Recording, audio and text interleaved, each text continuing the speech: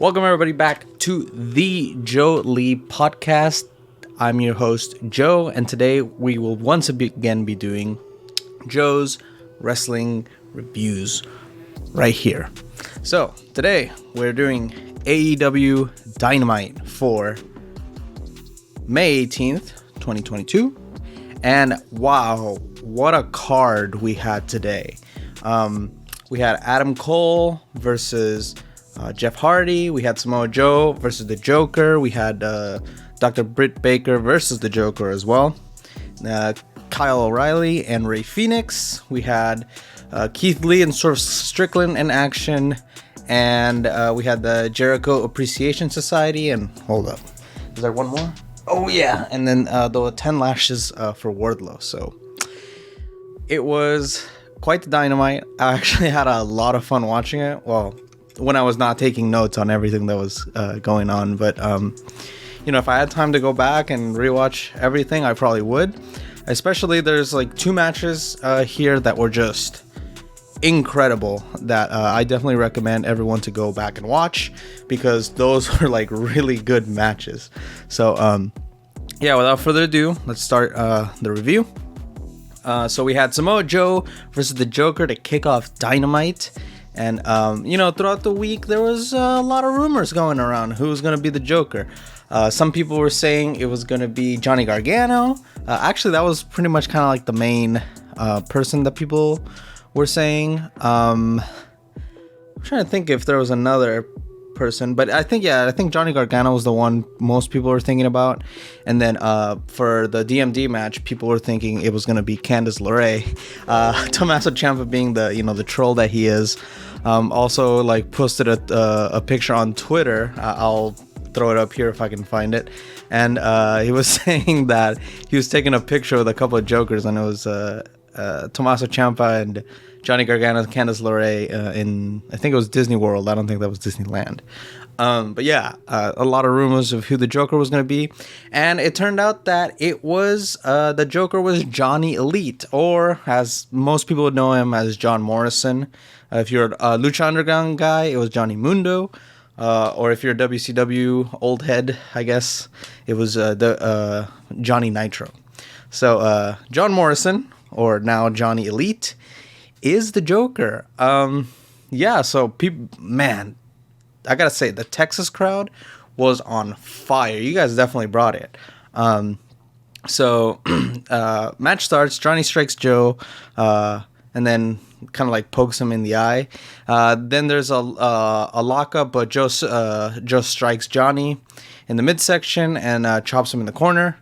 Johnny goes for the leg, but Joe gets a rope break. Johnny kicks Joe's side, but Joe answers with his own kicks and chops him in the corner once again. Joe strikes Johnny, and he answers like with his own strikes. Johnny runs the ropes, but Joe manages to tackle him down. Joe hits a headbutt, and Johnny ends up going down. Joe twists the head of Johnny. Johnny escapes and strikes Joe, but then Joe tries to get and Johnny then tries to get a headlock on Joe. Joe gets back up and strikes Johnny, sends him into the ropes. Johnny escapes with a cartwheel. Then he goes to the top of the ropes and hits a rolling cannonball on Joe, and that takes us to commercials. So, they're both on the outside at this point. When we return from commercials, Johnny runs the ropes and hits a massive tackle into a tornillo. Joe picks him up and hits an inverted atomic drop into a senton for a 2 count. Johnny with some strikes tries to pick up Joe, but Joe smacks him down for a 2 count. Joe sets up the muscle buster, but Johnny escapes into a fireman's carry to the ground, which was, whoa, that was pretty impressive that I don't know if he picked him up, but he kind of slammed him into the ground. It was definitely one of those assisted moments by Joe. But yeah, I mean, if you've seen Johnny Elite, the man's buff. He's crazy. He goes for a 450 splash, but only gets a 2. He sets up his finisher, which is Stardust Crusade. I think it was called. I could be wrong. I can't remember exactly, but commentary doesn't mention what it's called here in AEW. Could be different.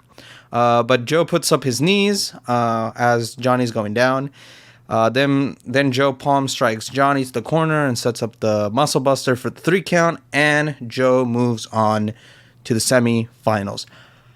It was good. The Joker spot was good. You know, I appreciate AEW not trying to like overhype up who the Joker was in this situation. And I appreciate it in a number of in a number of ways, because a lot of people were expecting Johnny Gargano to be in this spot, and this way it didn't necessarily feel like a letdown. So they did quite a good job with the Joker spot here. I am certain Johnny Gargano will be in All Elite Wrestling. It's just a matter of time until we get him. You know, he just had his kid and everything, so we just got to be patient until Johnny comes. So after match, Jay Lethal's crew come out, beat down Joe, and Best Friend comes with steel chairs to try to help Joe out. Joe will face the winner of Kyle O'Reilly and Rey Fenix. All right. We get a backstage segment with Jeff and Matt Hardy. Jeff is interrupted by the Young Bucks. Young Bucks said that they were scared and scared for Jeff, and asked him if he's had a night off. And he says that he's a shell of his former self, and that Adam Cole will beat him tonight if he does show up. Jeff says he's tired of the Young Bucks Christian AFBS. This is exactly how he said it. And he says that he has a match to win tonight. Matt says to them not to worry, that he's a legit Hardy, unlike the Young Bucks that are like an imitation of them, and that they will never be better than the Hardys, and warns the Bucks not to mess with the Hardys in tonight's match. So this building up. We're building up this Hardys Young Bucks feud. I'm assuming we're going to get it to Double or Nothing, which I think is perfect. I cannot wait to see that match. I think it's going to be awesome. If you remember the matches from the Ring of Honor days, right before they went to back to WWE, you'll know that they have good chemistry, both these tag teams. All right. This was the match of the night for me personally. I thought it was awesome. Konosuke Takeshita versus Adam Hangman Page. I'll talk more about my personal thoughts at the end. CM Punk comes out to a roaring crowd, and obviously he's on commentary for the Takeshita and Page match, as you can see right there. Takeshita is a very good friend of Kenny Omega's. Commentary does not mention this, by the way. But if you've watched BTE or follow Kenny Omega on Twitter, you'll know that he definitely hypes up Takeshita a lot. And man, the dude has a lot of potential. If you watch his match with Jay Lethal on Rampage, I want to say it was 2 weeks ago now that match happened, but that match was so freaking good. If you don't know anything about Takeshita, go watch his stuff there. I also believe that there is a video of him training one of the guys from the Trash Taste podcast to wrestle a match. That video is hilarious. You should go watch that. And it kind of gives you an idea of who Takeshita is, kind of like backstage, while the match with Jay Lethal gives you an idea of who he is in the ring.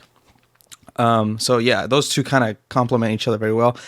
Aside from like what has happened in AEW and what I've seen in like YouTube videos about Takeshita, I don't know too much about him, but I've watched enough of his matches to tell you this man will get signed by a company and he's going to get paid very well. I would not be surprised once his DDT contract is over. I wouldn't be surprised if New Japan just throws like all the money at him, because unfortunately Takeshita, his English is not very good. But he makes up for it with amazing ring skill. So I'm really looking forward to where he goes, and hopefully he gets signed with a major promotion.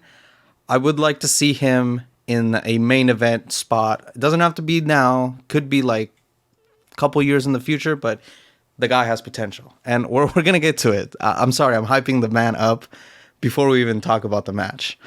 All right, Takeshita starts with a kick, and then Paige answers with several strikes. Power slam by Paige, and Takeshita ends up going to the ring apron. Adam hits a rope assisted lariat, and Takeshita goes to the outside. Takeshita does a crossbody on Paige. When they return into the ring, both attempts several moves, but both have reversals for each other. Paige finally takes Takeshita to the rope, to the top rope, and I'm sorry, I got some scuff notes here. And then both both end up actually being like on the ring apron. They chop each other on the edge, and both try to go for different like vertical suplexes, but no one gets anything. Takeshita strikes Paige, but then Paige slams Takeshita on the ring apron. Paige does an Orihara moonsault on Takeshita, and that takes us into commercials. When we return, Takeshita is striking Paige. Then they run the ropes, and Takeshita gets a massive tackle on Paige and hits a beautiful blue thunder bomb. They were saying that El Generico was the one who made the move. I'm not sure if that's true. If someone wants to let me know if Sami Zayn or El Generico was the one who made the move, that would be super interesting to know. But yeah, Takeshita delivers it beautifully. And oh man, it's just one of those things where like you wish the Blue Thunder Bomb was like the finisher to the match. But unfortunately, you know, you can't have Paige losing before the pay-per-view. So yeah, he's not going to lose to the Blue Thunder Bomb. Let me find my position here because... Oh, yeah, there we go. Takeshita does a tope con hiro on Paige to follow it up. Then he hits a haluva kick, but Paige then responds with his own. Paige goes for a suplex, but Takeshita returns his own suplex. Both go for the ropes and hit lariats on each other. They don't fall down, though. They exchange forearm strikes, and Paige gets Takeshita in a tombstone for a 2 count. Paige is then looking at Punk while trying to go for the buckshot lariat, but this is enough distraction where Takeshita is able to reverse it into a powerbomb for a 2 count. Then Takeshita hits the knee strikes, but only gets a 2 count. He delivers a massive suplex, but ends up hurting himself in the process of doing this. Takeshita signals for the jumping knee, but when they run the ropes, Hangman hits a flying lariat on him. Paige picks up Takeshita and props him on the top rope. Then he's able to reverse it into a lariat, but Paige is able to set up the buckshot lariat. And this is it. Like, the match is pretty much over at this point. Paige has hit the buckshot lariat, but he looks at Punk, and then he gets Takeshita in the fireman's carry position and ends up hitting the GTS on Takeshita, and then gets the pin 1, 2, 3. Post-match, both Paige and Punk stare at each other, and Paige goes closer to Punk to show off the title. He lifts it up, but then Punk gets closer, but neither of them is intimidated by each other. The crowd here favored CM Punk quite a bit. We were getting a lot of CM Punk chants as they were on the ramp, and then this seemed to get on Adam Hangman Page's nerves as he just kind of, you see the frustration in his face, and he walks right next to CM Punk into like the backstage area. Yeah, I'm looking forward to the CM Punk Adam Page match. The story that they've built pretty much is that it's been situational who's the babyface and who isn't. There's been weeks where like the crowd is really into Hangman Page, and then there's a lot of weeks where the people are into CM Punk a lot more. So we're just going to have to see who's going to play, I guess, the heel role. Not that there needs to be. It's pro wrestling in 2022. Everyone knows about these things. But it really will depend on who is mostly favored in Vegas. I know Hangman Page will not play a heel character. He just will play an aggressive babyface if he's the one getting the least amount of chance in Vegas. But these pay-per-view crowds tend to bring out like the best wrestling fans, and so I feel like it'll be a 50-50 split, maybe like 60-40 favoring CM Punk. All right. Backstage, Fuego del Sol says he's a little twisted and that he wants some revenge on House of Black. And then Evil Uno comes in with how Page Van's at number 10. I can't remember his name. It's just passing my mind right now. And says that the odds are on their side for their match on Rampage. So quick, easy promo setting up this match. I don't see House of Black losing to Fuego del Sol and the Dark Order on Rampage. So that is the match for Friday. All right. We come back, and then it is Keith Lee and Swerve Strickland versus JD Drake and Anthony Henry. Keith Lee and Swerve, commentary mentions that they're near the top 5. Not sure that they exactly have broken out into it. I'll put a graphic right here, the before and after of their rankings on the tag teams. I should be able to get that up.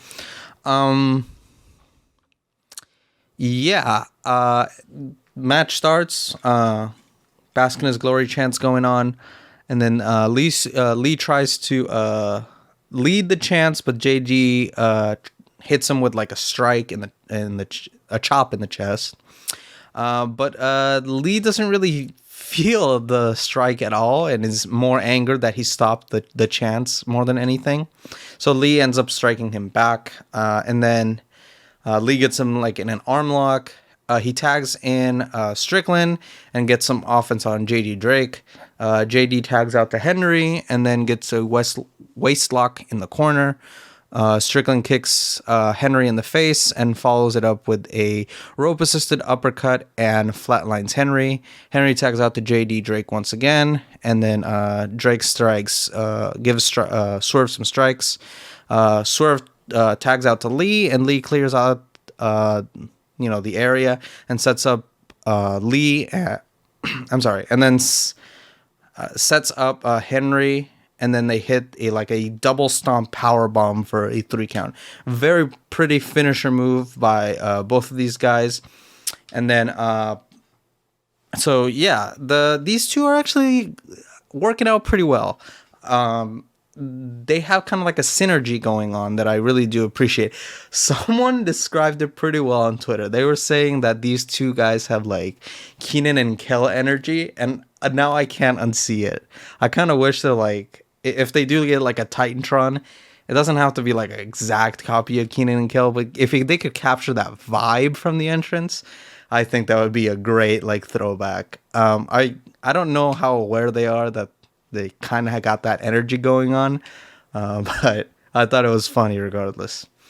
So looking forward to seeing these two guys. I would love to see them as tag champs, and I could easily see that being the case at Double or Nothing.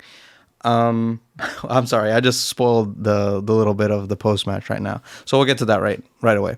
Post-match, Lee gets on the mic and says that they are a top 5 team and tried to challenge for the tag championships, but get interrupted by Hobbs and Starks, or Team Taz. Swerve says he looks like a bar of soap and that he's disrespectful to the game. Whatever that means, I don't know. This is terminology that I don't typically use.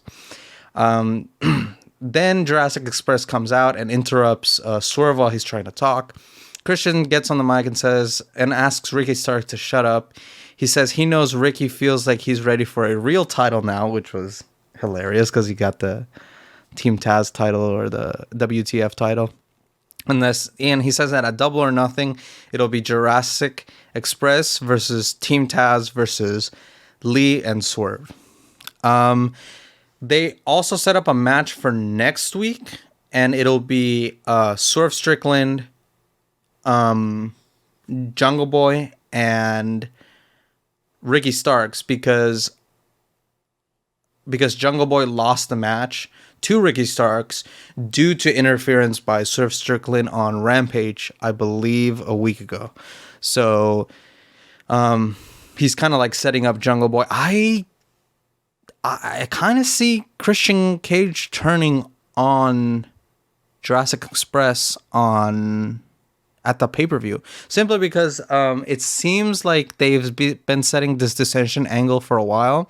You clearly saw it last week when Christian Cage was like slowly approaching Jungle Boy because he had lost his match, and it looked like he was going to betray him, but it's not the time nor the place. But it was definitely giving off that vibe that he was going to turn on him. All right. Backstage, we have Statlander and Red Velvet, and say that their match is strictly business.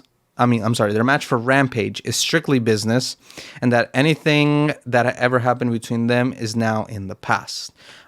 Jade Cargill comes out. She says some stuff about she can't believe Red Velvet made her fall for the tactic that they were friends until, Velvet joined the baddie section or whatever, and that...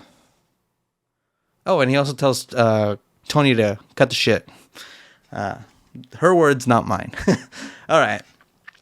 MJF comes out, and my goodness, this man is the biggest heel in all of wrestling. He gets booed out of the building. It's so, crazy how much of a reaction, MJF can have. But he's just, so good. It's crazy. So he gets put out of the building. Unfortunately, he's in Houston, Texas, and he's barfing. He's like, Houston. So it was pretty hilarious. So he does this twice, and then he finally says, Houston, Texas, really quick. He says everyone here is a grotesque and pretentious a-holes. He says that he's here to lash out, and that the only way to get. He says. For Wardlow, the only way to get the match is if Wardlow doesn't lash back, pun, at MJF. Wardlow is escorted by security, and the crowd is chanting, Wardlow, Wardlow. MJF spits in Wardlow's face when he gets in the ring. So then he's then the lashes kind of start. So the first lash, no reaction from Wardlow. This happens again after the second one. The third one, Wardlow starts to flex his pecs, and MJF is visibly frustrated at this. MJF ends up losing his composure after the fourth strike, and he had landed at least three more lashes on him. The ref was there, and the ref said, "Hey, that's the seventh strike after that one." So Spears takes the belt, and he lashes at him, and the eighth lash doesn't do anything either. Wardlow's just not feeling it at all. And then during the ninth lash into the back, Wardlow, you could see he's red, angry in the face. Yeah, so then MJF, he winds up for the 10th lash, and then MJF kicks him in the in-betweens, and then hits him with several lashes in the back, and then gets the diamond ring, and then just clocks him with his hand. So now all he has to do is beat Shawn Spears in a steel cage match, and he will have his match against MJF at Double or Nothing. Honestly, what a segment. I never seen MJF quite frustrated as he was frustrated with Wardlow at that moment. And it was it was good to see how much this AEW crowd backs up Wardlow. So excited to see that match, the steel cage match, obviously, first. I don't know if it's going to be next week. That's what I was assuming. Commentary really didn't mention it, but I guess we'll get an answer soon about when that'll be. It has to be next week. We have, 2 weeks until Double or Nothing? So I doubt that they would wait, too much longer for that. Okay, backstage, Roppongi Vice are officially back together. Okay, great. More tag teams is always a good thing. They say they want the ROH Tag Championships, but they mentioned that they also would like to regain the IWGP Heavyweight Tag Team Championships, and that one day their goal is to win the AEW Tag Team Championships. They challenge FTR for the ROH Championships. I don't know if this is a Double or Nothing or if this is a Dynamite match, but I would generally assume that this might be a Dynamite match. This doesn't really feel like a Double or Nothing match. So probably Dynamite in like 2 weeks is what I'm assuming. This will probably take... No, because I think that would take us into the pay-per-view. And I don't know if FTR is going to be in the pay-per-view or not. So we'll see. I'll keep you posted on if this is a next week type of match or at Double or Nothing. But I would generally assume that this is a Dynamite match. Maybe even for the Dynamite after Double or Nothing. All right. Probably the second best match of the night. Kyle O'Reilly versus Rey Fenix. I would like to preface this as in I tried to get as much notes as I could that would touch on the main points of what happened in this match, but this is one of those matches that there was so much going on. It was so fast that there's just stuff that I had to omit. Otherwise, we'd be here for like 15 minutes talking about like the intricacies of the moves and the counter moves that these guys had towards each other. Okay, Kyle O'Reilly with a takedown into a headlock. They run the ropes and Kyle gets a tackle. Rey Fenix tries to roll up O'Reilly, but Fenix gets a cross arm breaker instead. Rey goes for a kick, and Rey faces off with Kyle, so he kind of gets in his face. They exchange chops and kicks, but then Rey runs the ropes, but Kyle gets in a arm lock off of this. Rey with some strikes gets free and goes to the top, but Kyle meets him there. Rey runs the ropes and ties Kyle in them, so his hands kind of like this in the back with the rope running in between. Rey looks for a tope con hero from the second rope. Somehow Kyle ended up on the outside. Rey tries a move from the top rope, but Kyle catches him into a triangle lock and tries turning it into an armbar. Rey gets a rope break and goes to the outside. Kyle pushes us into the ring post, and this takes us into the commercial break. When we return, Kyle gets chopped by Rey. They exchange forearm strikes. Rey seems to be hurting in the leg, but seems to shake it off and ends up like slapping Kyle. After running the ropes, Rey gets to the outside and gets a kick off the top rope. Rey with O'Reilly in his shoulders slams him down, so like his legs are like moving forward, and then like he's actually in like on his back. That's the best way I could describe it right now. And he gets a 2 count off of this. Rey goes for a vertical suplex, but Rey gets a Hurricane Rana for a 2 count. O'Reilly pops up Fenix, so pops up and then gets a knee strike. O'Reilly with a DDT and a butterfly suplex, but Fenix pushes him into the corner for a rope-assisted thrust kick. Fenix hits the half and half, and then both bounce off the ropes, but Kyle gets in a lariat. They both strike each other down as the crowd claps for both of them.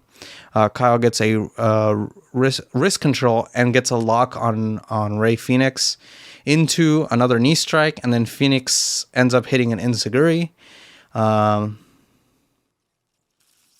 Fenix goes for a thrust kick and then goes to the apron. Fenix walks the ropes into a Hurricane Rana on the outside.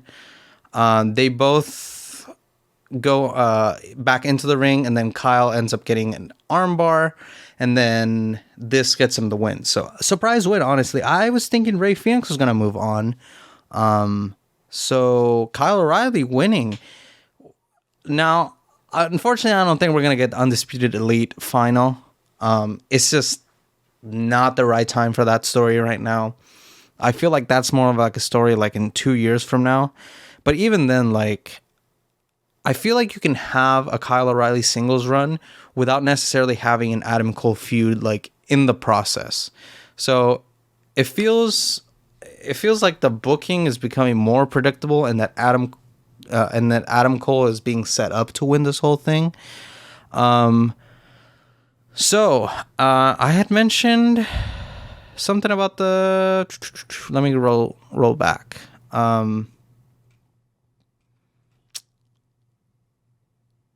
Anyway, I believe I have it at the end. So we'll talk about the rest of the tournament a little closer to the end. But yeah, incredible match. I highly suggest you go watch this one and the Takeshita match. Those were the best matches of the night. So definitely go watch those awesome matches. So go to commercials, come back. When we return, we get the Blackpool Combat Club, Kingston, and Santana and Ortiz. JAS come out, and then Matt Bernard asks to cut the music, and then Jericho says that the crowd doesn't appreciate Jericho unless it's for his music, which, I mean, he's a heel, but he has babyface music, in my opinion. The crowd starts singing Judas, despite Jericho asking them not to sing it. Jericho says to Texas to shut their mouth. Then he gets on the mic and probably starts talking. He says that the rabbit attack from last week was due to William Regal. Jericho says it's good to see him and that he thought he'd be dead by now. So he really dug in with a lot of the drug references from his past, which I found to be a bit awkward, but, adding realism to pro wrestling is fine. And I'm sure that this was something that they ran by Regal before mentioning it, because I think it would be extremely unprofessional if that was not the case and they were just shooting off the hip with this promo, especially with the stuff that they said.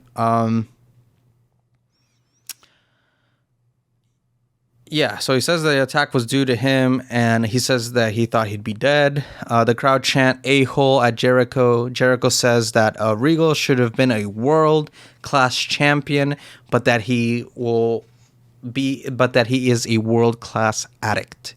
He says that he's only here due to his connections with some wrestlers. So he mentions Santana, Ortiz, Eddie Kingston, and members of the Blackpool Combat Club. Jericho berates pretty much everybody in the ring, so he just kind of throws some digs at Santana, Ortiz, and Eddie Kingston. He actually doesn't mention Mox, but I think that's because Mox kind of beat him before. Let's see. When he gets to Bryan, he says he's the greatest of all time, except that he's squeaky clean, that he's done no alcohol or drugs, but given that he's hanging out with Eddie Kingston and William Regal, that he will in no time become part of the club, as in he will become an addict with Jon Moxley. So there was a dig at Moxley right there, but Moxley really didn't seem to be fazed by the words of Jericho. Regal says that since 1997, he's been listening to Jericho and that he'd rather listen to a burning orphanage over him. Kind of funny, kind of not. He says he's gone through a rough time and that every time he'd go into the locker room, he'd shove Jericho's toothbrush up his. You can imagine the rest. And then he places back. Then I'm missing the name, but one of the guys in the JAS asked him, "How could you do this to him?" And he says, "Don't worry, Butterfly, because I did that to yours too." So kind of disgusting.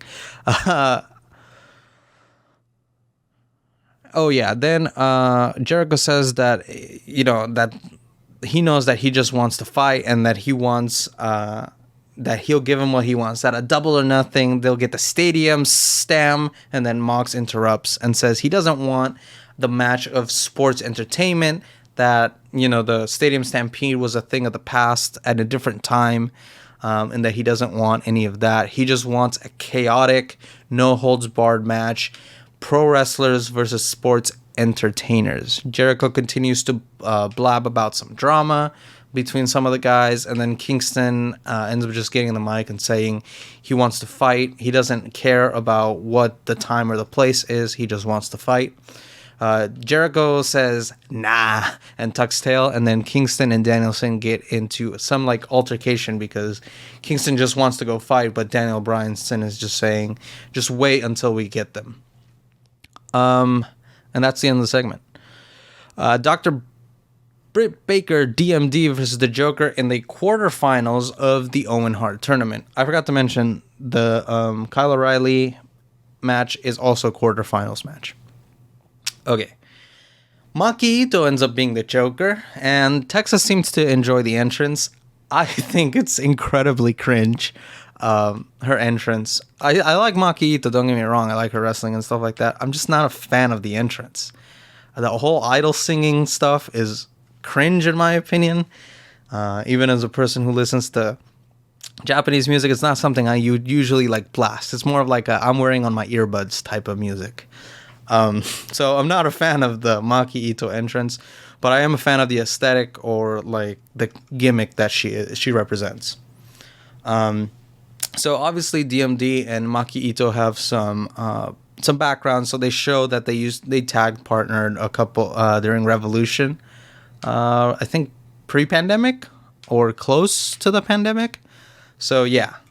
So both of these have history. So, the match starts and they hug each other. And then Itoh fakes, just laying down, giving the pin to DMD, but then goes for a roll-up on DMD for 2. This frustrates DMD. You can see it in her face. And DMD strikes Itoh, and then Itoh starts to cry. And then Itoh then like stomps on DMD's foot, and then he gives her the bird. She trips up DMD and goes for the Kokeshi headbutt, but DMD tries to go for the lockjaw. They run the ropes, and DMD hits a sling blade for a 2, and we go into commercials. When we return, DMD gets a near fall. Just out of context, Itoh suplexes DMD, but then DMD drives Itoh into the corner. DMD puts on the glove, and the crowd signals for the DMD. Britt drives her into the corner to no avail,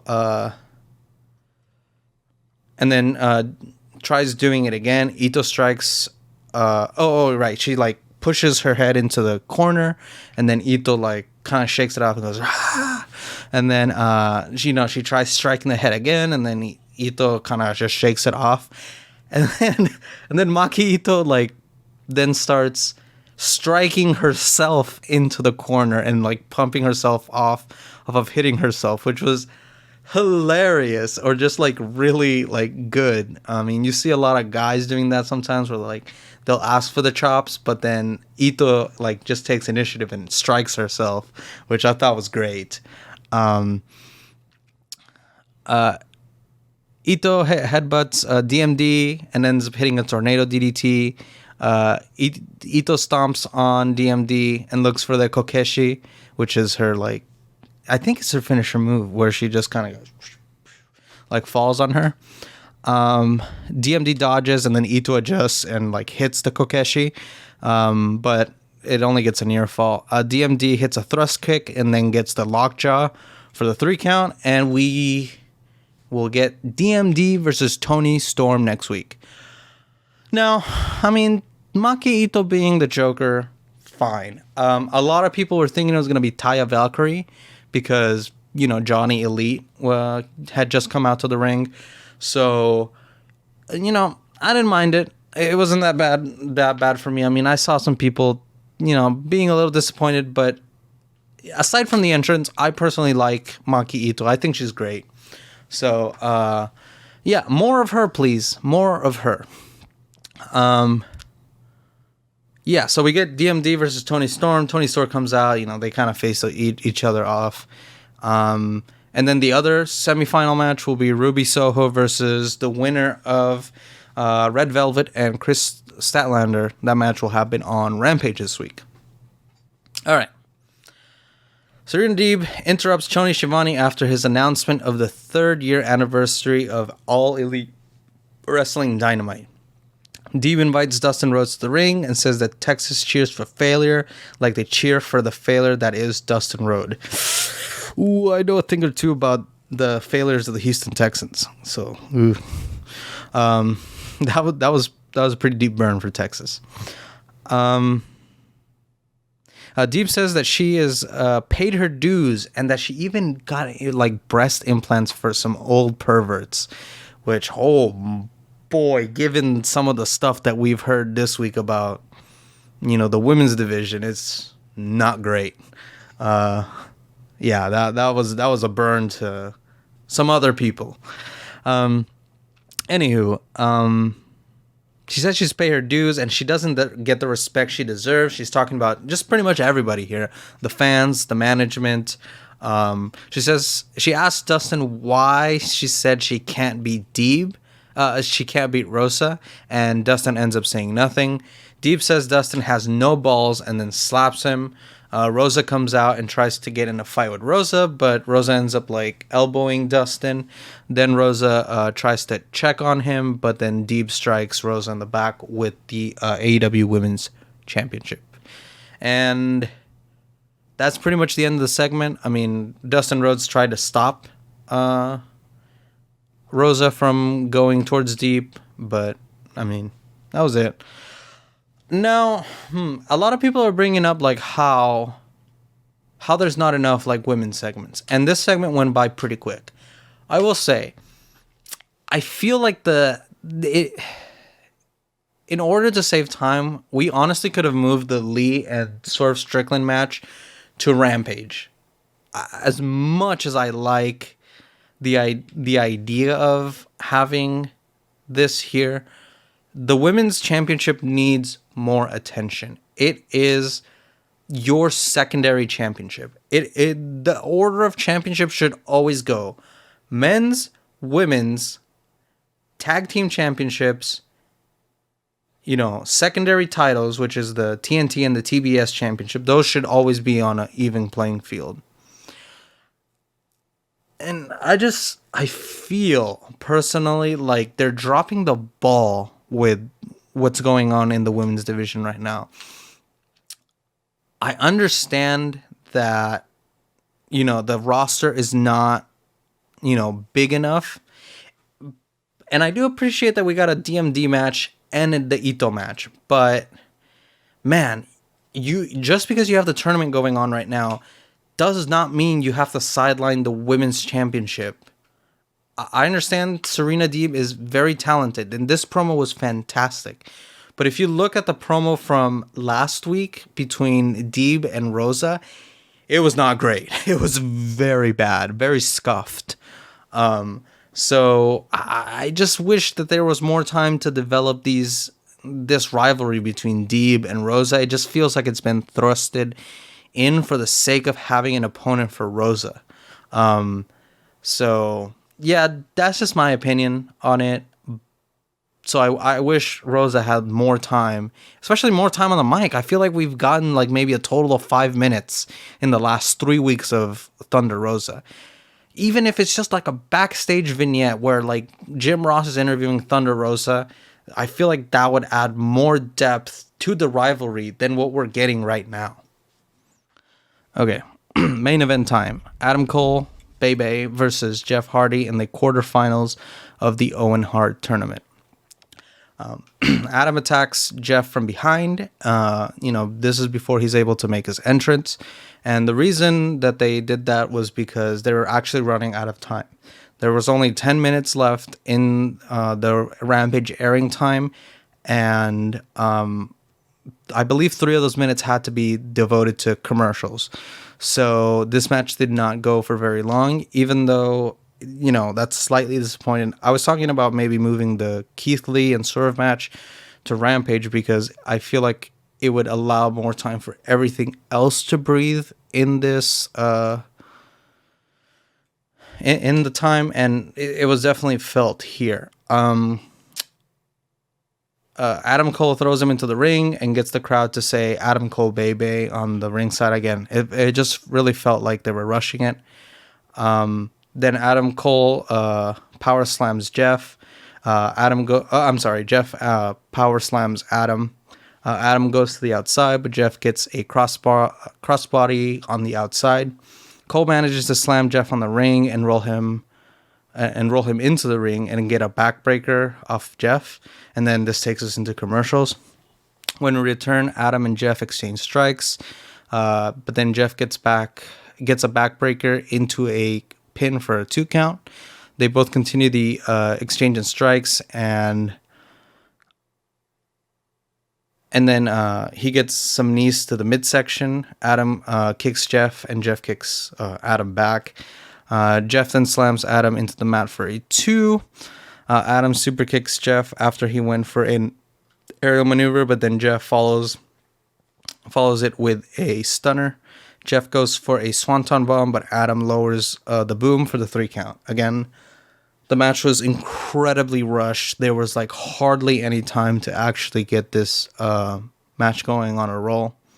Adam Cole will face the winner of Kyle O'Reilly and Samoa Joe, which is the other match. So, unfortunately, I think it's going to be Samoa Joe in the most predictable way possible. So we'll get Adam Cole versus Samoa Joe, because we're not going to get Kyle O'Reilly and Adam Cole. I mean, that's a main event match. And I feel like for the tournament, like Adam Cole and Samoa Joe will fulfill like that hype level anyways. And, you know, they have some history both being NXT champions. I don't remember if they had a feud between these two, but it'd be definitely interesting to see this match anyways. Post-match, Matt gets in Adam's face, and I'm not sure what exactly they're saying, but the Young Bucks come out, and then Adam blindsides Jeff and Matt when they turn their faces towards the Young Bucks. But Sting and Darby come out, and then Red Dragon comes out, and then the Undisputed Elite are just kind of beating down on everyone. And then we run out of time for sure. And then it just goes fade to black right away. Even the announcer was like, oh, we're out of time. Like literally the last second, we were still doing things in the ring. So, you know, AEW needs to work on that. I don't know why TNT just doesn't allow like a 5-minute overrun, especially like, I mean, USA Network and the Fox Network give Raw and SmackDown overrun by 5 minutes. So I don't understand why we can't do an overrun, especially because it's a live show. So I was a little disappointed about that, but you know, it's fine, whatever. So that was the AEW show. You know what? It's probably the best show in like 4 weeks. It was jam packed in a literal sense and a time sense as well. A lot of great matches. Takeshita versus Paige just blew everything out of the water. But then Kyle O'Reilly and Rey Fenix came and delivered another 4-star classic. It was a great Dynamite, and I highly recommend going back, just watching the whole show again. So I mean, not much else to say. Again, just the Lee and Swerve stuff could have been moved to Rampage, and it would have been fine. That's another thing, is like, they want to get people to watch Rampage, but then they won't put important things like the tag championships on Rampage. It's always like filler matches, I feel like sometimes, and maybe like 1 or 2 important things on Rampage. Rampage is your overflow stuff. So I feel like use that time wisely to promote important things, because if you want people to see it as your secondary show, start treating it as your secondary show. Then people will watch. I know right now it's kind of like in a weird space because they're moving it around a bunch and the ratings are kind of down. But once it goes back into its regular time slot, just treat it like your second show and people will come and show up for it.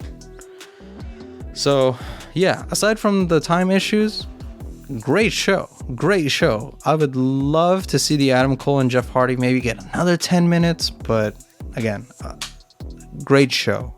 Go back and watch the Takeshita and the Rey Fenix match. All right. Stuff coming up for the channel in a couple weeks. We have Best of the Super Juniors Day 2 for Block A and Block B. I'll be filming those tomorrow as one video, so you'll get both of those at the same time. And then we have... I will not be doing Rampage unless there's like a bunch of important stuff happening on that show, which, again, there isn't. But we will pretty much be covering Best of the Super Juniors until the end of the tournament, and then we will be back next week for the AEW Dynamite review. Hopefully I won't be recording it like super late, because I kind of got in trouble for being too loud. So yeah, for Joseph Yanez, this is the Joe Lee Podcast, Joe's Wrestling Reviews. I will see you next week. Best of the Super Juniors. Watch it.